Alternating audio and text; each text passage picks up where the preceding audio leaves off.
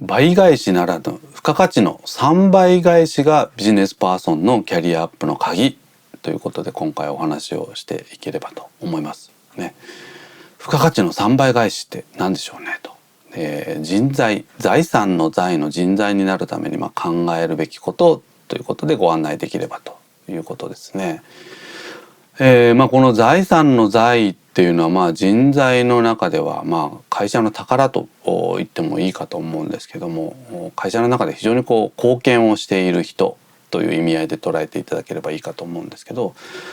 私たちがキャリアアップをしていくためにですね、ぜひ意識をしていただくポイントとしてご紹介できればと思いますね。3倍返しっていうのは何かというとですね、ご自身の年収の3倍の付加価値、平たく言うと利益でしょうかねを、会社に提供することをぜひ意識をしていきましょうということですね。一般的にですね、経営者から見ると人を雇用するのにかかっているコストっていうのは実は年収のだいたい2倍程度ですね。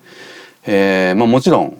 会社によっても違いますけれども、だいたい2倍から2.5 倍ぐらいは実はかかってる。例えばどういうものがあるかというとですね、年収以外にかかっているものっていうのは、例えば社会保険の事業主負担分ですとかね、あるいはオフィスの場所代とか、あるいはパソコンの貸与代、あるいは人材教育のための研修代、その他もろもろ、そういうものをですね年間で慣らしていくと、実は年収の倍、あるいは1.5 倍、それに近い金額が実は人を雇用するのに実はかかってますということなんですね。ですからそれを越す形で、ですから目安としては3倍ね、組織に貢献することができれば、財産の財、人材になることができますということですね。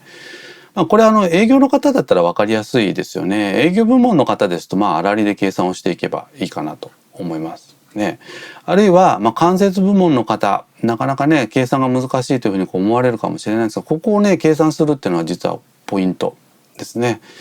自分が生み出している付加価値を金額に計算した時にどれぐらいかかってるんだろうかっていう、この目安を計算することってすごく重要なんですね。でこの計算には決して正解っていうのはありませんから、自分なりに仮説を立てて、毎年毎年ですね、ジャストアサインしながらね、フィックスしながらね、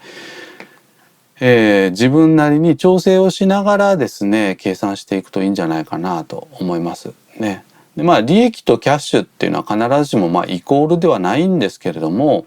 この場合はですねほぼイコールということで考えていただければいいんじゃないかなと思いますね。この実は年収3倍の付加価値が提供できていれば、実はですね会社に対して給料アップの交渉ができますということなんですね。すなわち自分がもらっている以上のことを会社に貢献しているわけですから、そういったことができますということですね。だからこれが実はキャリアアップの一つのポイントですね。で3倍の付加価値を生み出しているということは、社内のみならず社外もですねやっぱ相手にすることができますということですね。ですから外部からのスカウト、こういったところも視野に入れることができますので、まずはこの3倍返しっていうのが一つやっぱポイントになりますということですね。とはいえなかなかいきなり3倍返しというのはやっぱ難しいですから、やはり重要なのは自分なりに PDC サイクル、マネジメントサイクルを意識して回すということが重要になってきますね。すなわちまずは成果目標を立てる。ね、今期これをやるんだという計画、ね、目標を立てて、それからスケジューリングをする。そして今度はきちんと仕事に臨む、ね、これが Do ですね。で最終的には結果を出して、もしうまくいけば引き続き継続してやっていく。うまくいかなければ